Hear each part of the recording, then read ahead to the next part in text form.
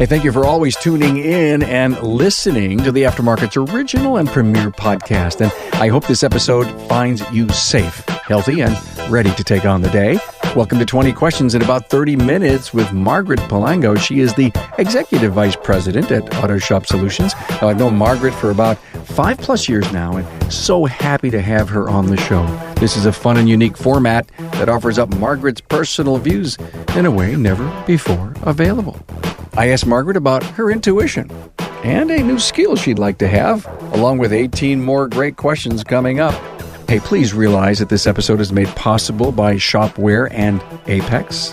You know, I bet you've thought about your shop management system, and that contactless service is key to keeping your base full while remaining 6 feet apart. Well, Shopware's completely digital workflow will wow your customers and keep profits up. Tara from Topol's Service Center said recently, thank God for this amazing cloud-based software during this difficult time.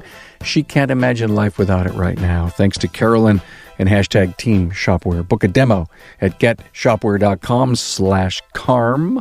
Now, for all the right reasons, we're not going to be face-to-face at Apex yet. Apex 2020 is going to be a virtual experience, which is defined this year for all of us. Hey, I know many of you love to go to Apex to buy equipment for your shop, and guess what?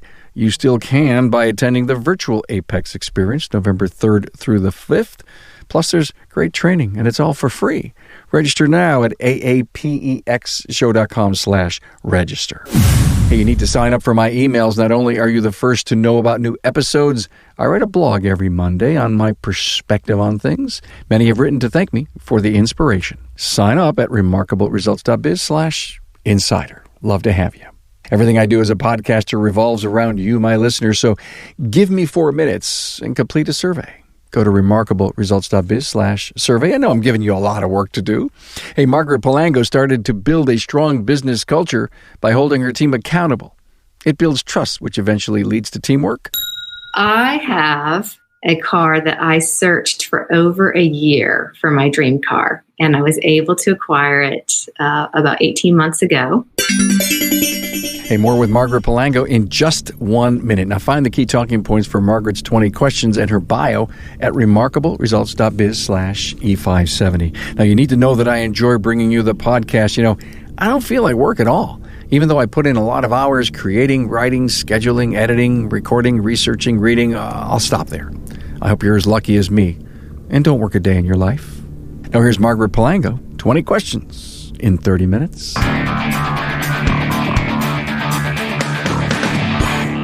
Hey, a warm welcome to Margaret Palango, Executive Vice President, Autoshop Solutions. Margaret, I got you finally on my show. So happy to be here, Carm. Thanks for having me. We've known each other, I'm going to guess, in the 4-year zone. We've seen each other all the time, had a cocktail or two together, spent some, quiet time in my studios when I travel. And I've always said, got to get Margaret on the show. And when I created this 20 questions in 30 minutes thing, you were on my short list. I liked the format. The first one I heard, I thought that was a fantastic format. Well, thanks so much. So listen, audience, let's just jump in this thing. Oh, by the way, Autoshop Solutions, you're in the website business, and I know you probably have more than half of my listeners are customers. Absolutely. We build websites for the independent repair shops all around the country. Also do internet marketing programs for their social media, SEO, paid search, all of that. And if you've not heard Danny Sanchez, who's the president, he's been on a ton of podcasts with me. We actually did a series of 5 way out up there in Chicago land. Great contributor. And actually, I wrangled Danny to come on Aftermarket Weekly show in about a month. So happy to continue to work with you guys. Here's question number 1. Do you have a strong intuition? And if you do you listen to it? I would say I listen to my intuition daily. I do have a strong intuition, and really comes in when time to make big, difficult decisions. I rely on it a lot. I'm so glad you picked that question. I submit 70 questions to my guests, and they end up probably struggling to find 20 they want to answer. And I loved that you picked that because I suffer from the same thing. It's the gut. I talk about intuition being the gut. And there's a point in time when the gut just says, stop it or do it. it's doing the right thing often, right? It's your intuition, like when maybe doing something a different way is easier or quicker, but your intuition says, no, we got to do it this way. It's the right way to do it.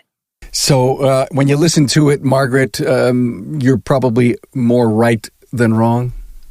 Yes.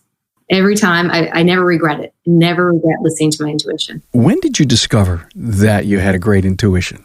Probably in my professional life. I think it earlier on, but as I had a more professional life is when I started leaning on it more so than my personal life is when I noticed it, probably 10, 15 years ago. Yeah, I think some of that comes with experience. So you must be a deep thinker. Yeah, I've maybe been accused of overthinking now and again.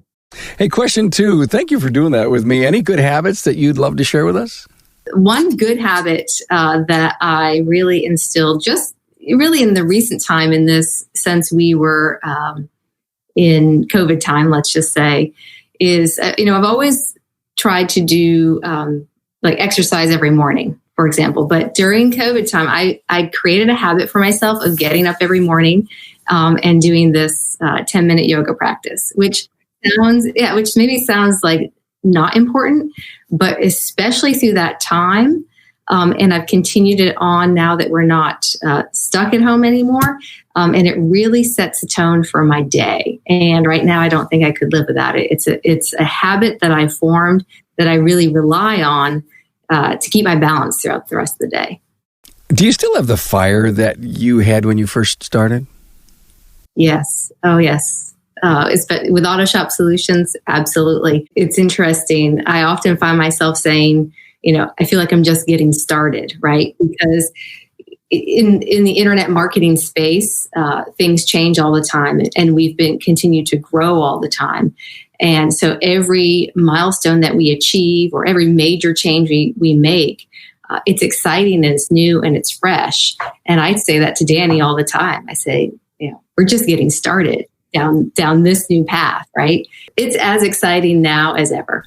Well, besides you being in a tech business that's constantly changing, are you an ideas person? The ideas, concepts, and the execution part is the part I love the most. Okay.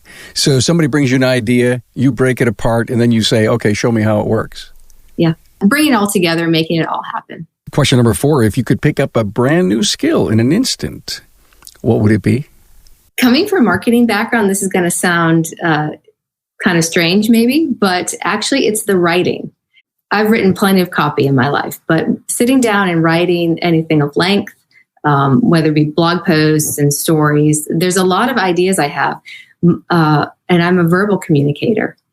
And so the written communication is something that a skill I would like to develop and become more of a writer, because I feel often I have so much to share. Often when I sit down to put that to paper, I struggle. So I'd like to improve my writing. So you're more left brain. Yeah.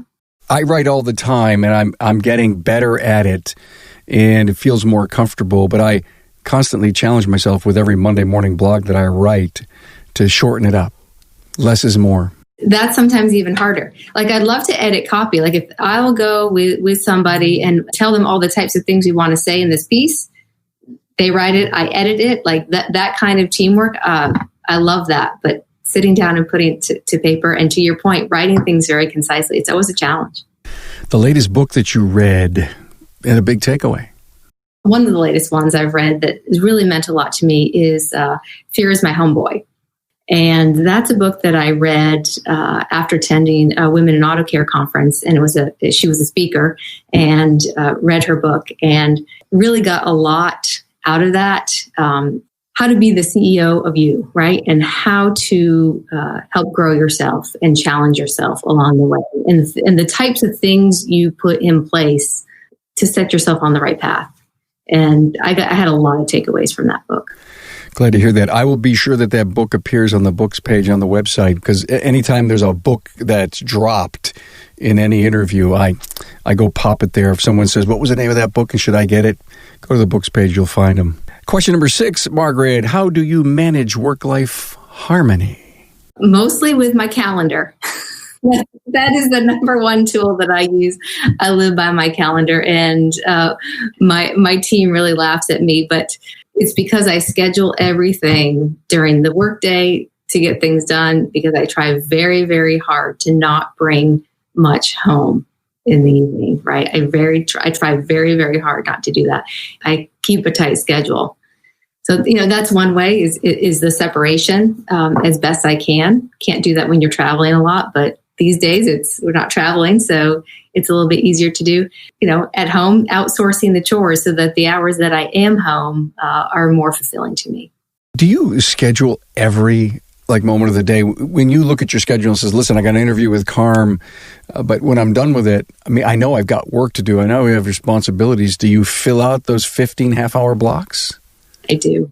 I really do. It depends. Or else just set aside time to do emails. But if there's an email that really is going to take a lot of thought, I put it on the calendar because I want to prioritize, right? It's my way of prioritizing and keeping everything flowing so that I'm not carrying it over till 10 o'clock every night. So your to-do list is in the calendar? Pretty much so. Yeah, and my team makes fun of me a lot they say, I look at your calendar and it's crazy. I wouldn't make fun of you. I would look over your shoulder and say, can I do that? Can I actually change my personal discipline to do that? I live off my calendar, but my to-do list is that one that continues to change its priorities every day. Yeah, and you don't get to everything every day. And do I put things on the calendar and I move them sometimes to a day, or I go, look at this, I got to move that till next week? Yeah, but it doesn't get deleted off the calendar. Let's put it that way. All right, great point. Thank you very much. Another question, if you could send a message to yourself 10 years ago, what would you tell your younger you?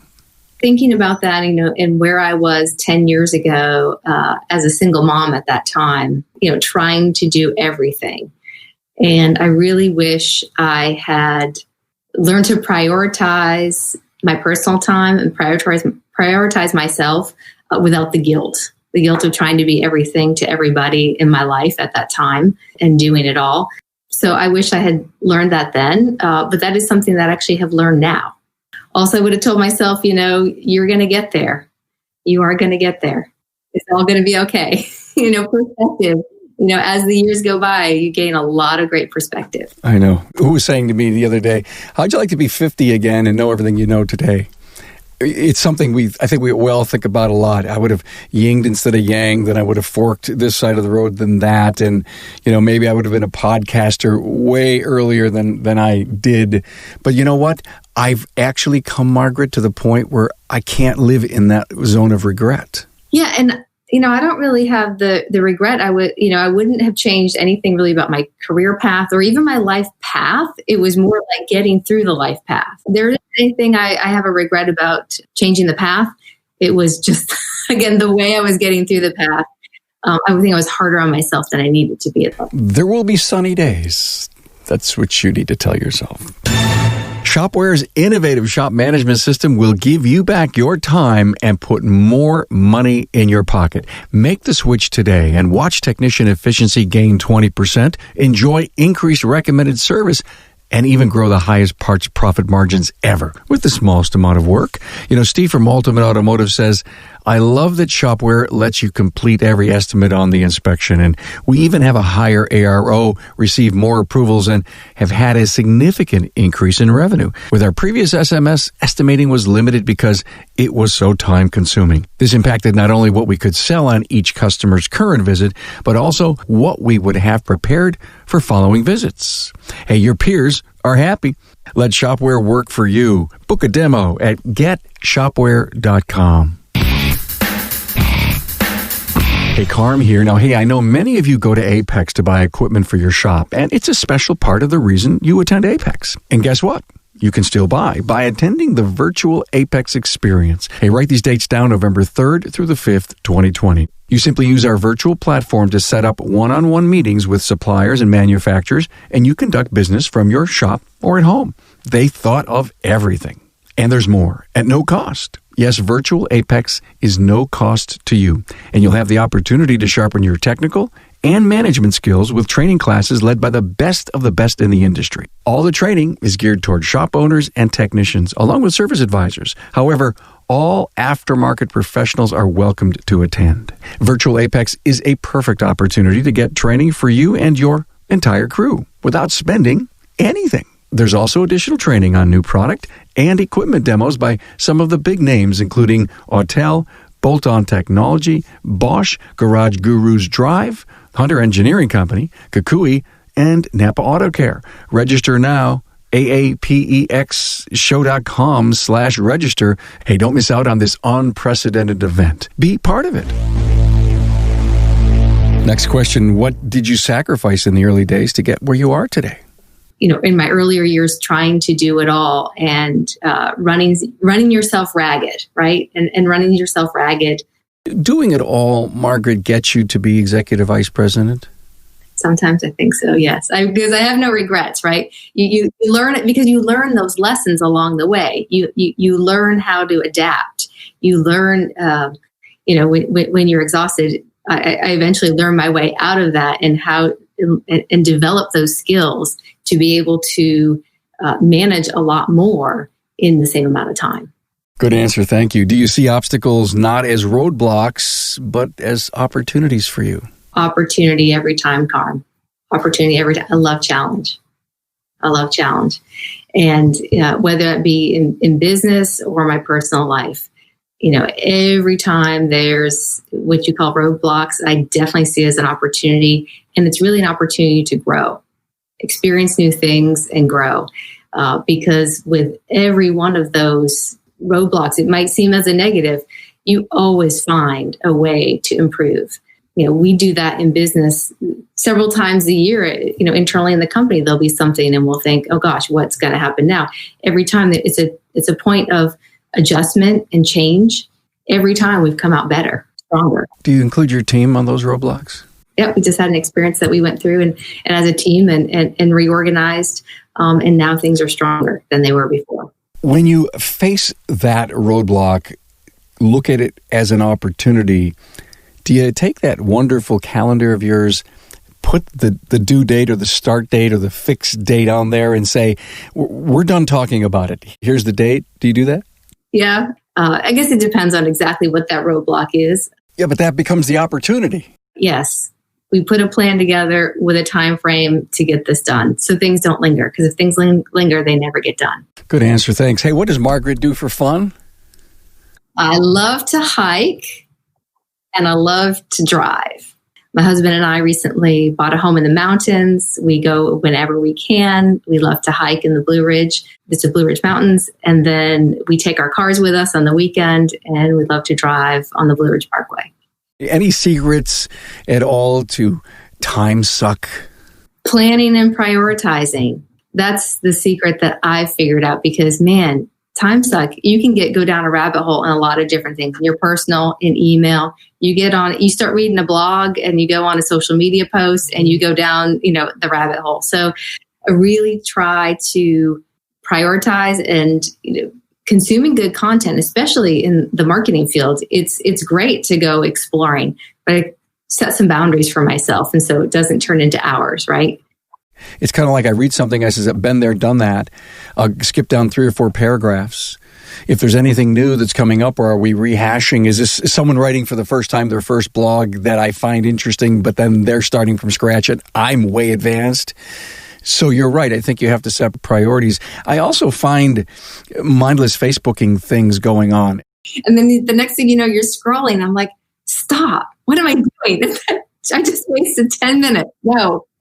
Stop. Who was it that may have told me how many yards, or miles that our finger scrolls through? It's got to be millions. Taking a little bit of that free form, you do find good things. Again, like I said, when I'm exploring marketing topics or, reading these marketing blogs, I do like to go down, take a little bit of a deep dive because sometimes it's pertinent, right? You just got to kind of keep priorities straight on what you're consuming and how much time you're using. So if you're investing time with me and Margaret in these questions, we're right about halfway. I'll tell you, there's some great questions coming up. So this is not time suck. This is in good investment. How much training per year do you get?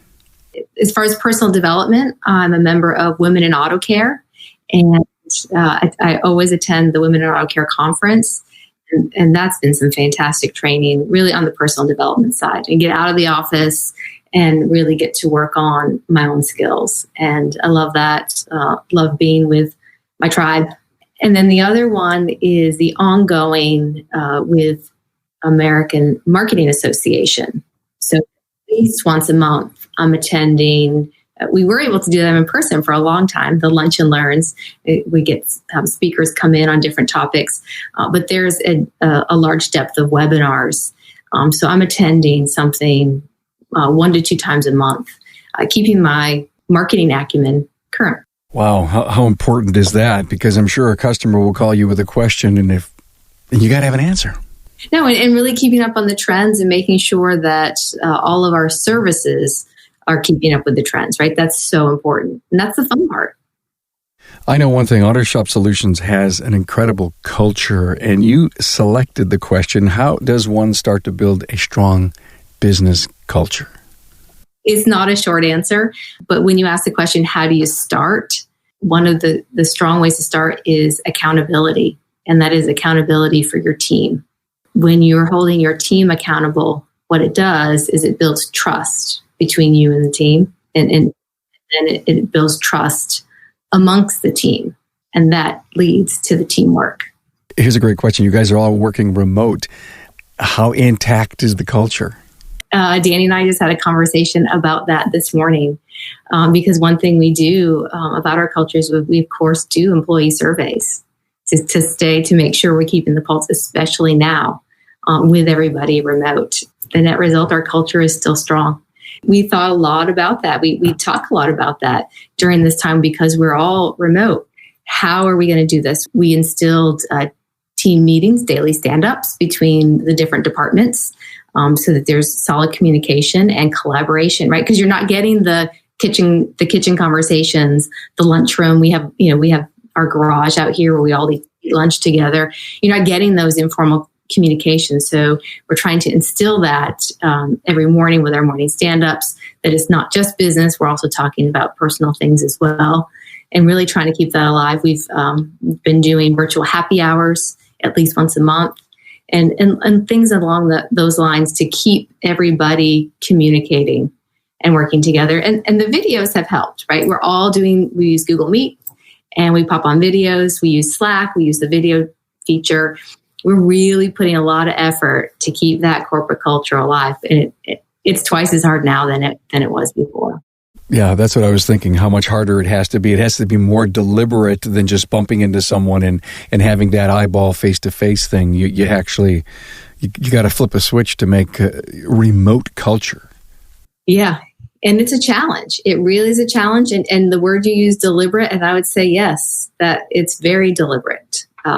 But it's important. It's extremely important. Keeping happy team members, keeping them happy in their jobs, because happy team members makes happy customers. Absolutely. I agree with you. Thank you for that. That was great. What are you doing to put the customer first in your business? Everybody has a role in keeping our customers happy. Everybody in the whole company does. However, the customer success team, they're the ones on the front line with our customers. It's training the customer success team and then empowering them, making sure that they're listening to the customer's needs, and launching new programs for our customers. But it's really investing in the customer success team to help them on the front line with the customers. Ever make a major pivot in the business? If yes, what was it? The obvious one that we just did, as we were talking about, the pivot from culture of all working together in the same office to all working remote, right? That was a major pivot. That was a really major pivot. But we've done that too in our services offering. We've always offered the services of website design and internet marketing, but how we package them has changed over the years. At the beginning of 2018, we made a major pivot with the way we offer our services, and it has made a tremendous positive impact on the growth of our business. And happier customers? Absolutely happier customers. That's why we did it. It's all based on customer feedback, evaluating what the customers that are utilizing our services, they're having the most success, and that's how we evaluated what we need to do to pivot. Here's one of those fun questions. What's your dream car And do you own it? I have a car that I searched for over a year for my dream car, and I was able to acquire it about 18 months ago. And it is a 2012 Porsche 911 4S. And it's something that I've wanted for a very, very long time. And like I said, it took me over a year to find it because it had to be a specific model, specific color, platinum metallic. What's so special about the 911 4S? The body style I wanted, the transmission configuration that I wanted. The 4S, of course, is the wider body with the sport. You drive that up on the Blue Ridge Mountains, huh? Yes. Do you go fast? Yes. How else am I going to answer that question? Of course. I knew the answer to that, but I had to ask it. You've been a Porsche person ever since I known you. I mean, I follow you on social media, watch any videos. It's Margaret and Porsche. Your names, those names are synonymous. So when you asked if your dream car, my answer is actually, it's not only it's them, because my love affair with the Porsche started 14 years ago when I bought my first one, which I still have, which is a 1985 911 Targa. So how many do you have? Three total. When's the fourth going to come? I'm good with 3 for now. I have at one time owned 4. 3 is about all I can handle. And I'm in the Porsche Club, and that's just a big part of our spare time. So we enjoy. Great stuff to re-energize with. Really good. Question 17, Margaret, what skills do you delegate because you're just not good at them? Back to that writing question. I outsource that as much as I can. Well, you can because you're the boss. When you delegate that, do you tell the person what you're trying, what you're looking for? Oh, yeah. Like, I know what I want to say. I outline everything, yes. But I get help with some writing. And then I do all the editing. And it's because you're a process systems person. That's why. All right. Margaret, strong teams always win. What's your winning formula in developing a strong team? Training is the foundation of these strong teams, right? You train them. You set the expectation, and you get out of their way. And how do you determine if they're heading down that right pathway? Well, you check in with them, right? We always have checkpoints, and again, setting the expectations. It goes back to the accountability thing you were talking about, right? Absolutely. And the expectation, making them accountable. And, you gotta get out of their way. You gotta let them make mistakes. They're going to make mistakes. You're there, you're watching, and you don't let them make too big of mistakes. Nothing is going to harm the business, harm them, harm the customers, not mistakes like that. Sometimes when they make the mistakes, that's when they learn. And we all do. I mean, gosh, Carm, you, I, we've all in business. That's where we've learned our most, right? When we make the mistakes. But letting them know that, mistakes happen, they're learning opportunities, having their back. When they know that you have their back, they're going to perform in a strong way for you. I don't know what size dump truck of mistakes you have, but mine's really big.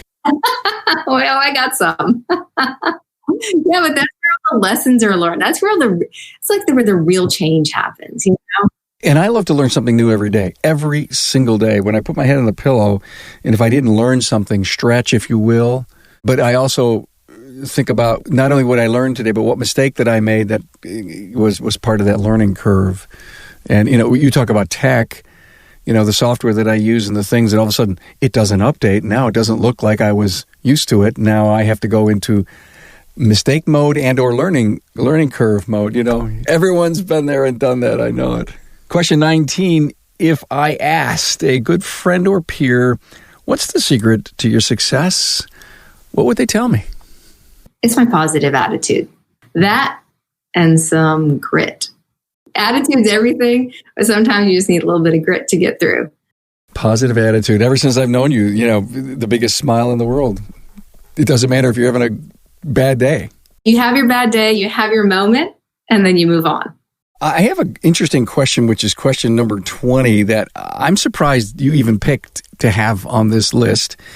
And it's, how long ago did you update your website? And it kind of floored me because you guys are website companies. And I figured, that's for a shop owner. And I know that's why that question was in there, right? So I added that in there because we're really excited. The team's working really hard, and we have an October 1st launch coming up, a new version of our website. We're very excited. It's a completely new design. It's going to be really exciting. So, and there's new features coming out that's going to be highlighted in that website. So it's something to look forward to. Isn't it exciting to launch something new? Yes, it really is. Because we're on that same schedule that we recommend to our customers that every 18, 24, 30 month, somewhere in that time frame, and we're probably on that 18 to 24 month ourselves. But it's always a heavy lift. It's a project, redoing it and redoing it to make it even better than the last one. And of course, every one of your customers will look at that and say, "I want something just like that." You're going to set the pace. We sure are. Yeah. How cool. We every time I do one of these 20 questions in 30 minutes, I end up having more fun, I think, than my guest because, we get a little loose, a little relaxed, and this was a lot of fun. Yeah, this is fun. Thanks for having me, and thanks for doing it. I love this format, Carm. I think this is great. Margaret Palango, Executive Vice President, Autoshop Solutions. Thanks for being here. Thanks for having me, Carm.